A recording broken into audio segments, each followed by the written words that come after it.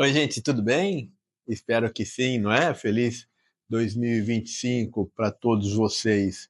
O que eu quero trazer para vocês aqui é um tema muito importante, mas muito mal utilizado, que é a diferença entre os indicadores de desempenho e o indicador de risco. A diferença principal é: indicador de desempenho mede o passado, mede o desempenho, mede aquilo que já foi realizado, mede o risco materializado. O indicador de risco, o KRI, mede o futuro. Ele é o radarzinho que vai fazer com que a gente possa conhecer que aquele fator de risco em algum momento possa se materializar.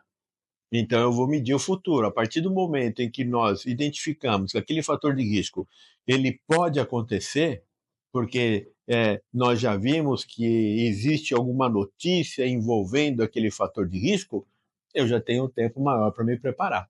Né? Eu sempre gosto de dar o exemplo da pandemia. Né? Se nós tivéssemos um indicador de risco para uma pandemia, porque ela seria o fator de risco de nós termos que paralisar as nossas operações e impactar as nossas receitas, né, e até a sobrevivência da empresa, eu teria que ter um indicador de risco aonde estaria como um radar no mundo dizendo o seguinte: olha, aqui pode ter um item que possa virar uma pandemia. A partir do momento que eu capturo que lá na Ásia está acontecendo isso, opa, eu já vou me preparar aqui porque eu posso fazer. Isso é uma, assim, quanto mais longe você tiver esse teu horizonte, melhor para você se preparar. É para isso que serve o fator de risco, é para que a gente possa se prevenir antes que as coisas aconteçam. Ele faz parte desse processo de gestão de risco, que é olhar para frente, né? É entender quais são os fatores que possam impactar adversamente na nossa capacidade de alcançar os objetivos. Os fatores ou os indicadores de desempenho, não, já está realizado. E aí eu vou avaliar. Né? Se for um risco materializado, aquele risco materializado está dentro daquilo que a gente entendeu como aceitável, o risco residual daquele risco está compatível com o apetite a risco que foi definido, então eu vou olhar para isso, eu vou entender, vou verificar sempre olhando para custo e benefício se aquele fator de risco que se materializou precisa ser melhorado. É ele, é o medidor de desempenho, né, é o KPI que nós vamos relacionar com o apetite a risco, se aquele risco materializado está ou não em conformidade com o nosso apetite a risco. O KRI não. O KRI, o risco não se materializou.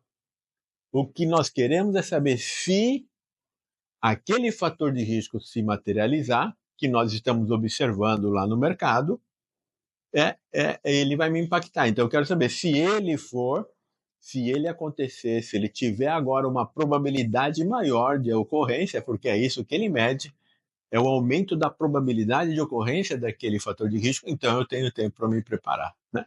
Na minha opinião, essas são as duas diferenças é, e eu, assim, vocês podem refletir sobre isso, mas é, é o que faz sentido quando nós falamos de gestão de risco, tá bom? Então, muito legal. Bye, bye. Tá? Muito obrigado.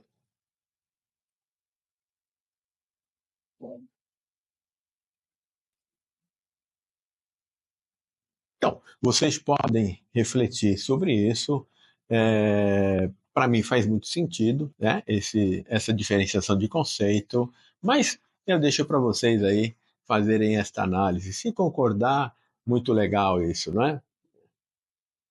Então, é assim, agora vocês podem refletir sobre esse tema, analisar se estão utilizando de modo adequado, alinhado a esses conceitos e qualquer coisa, se quiser algum outro.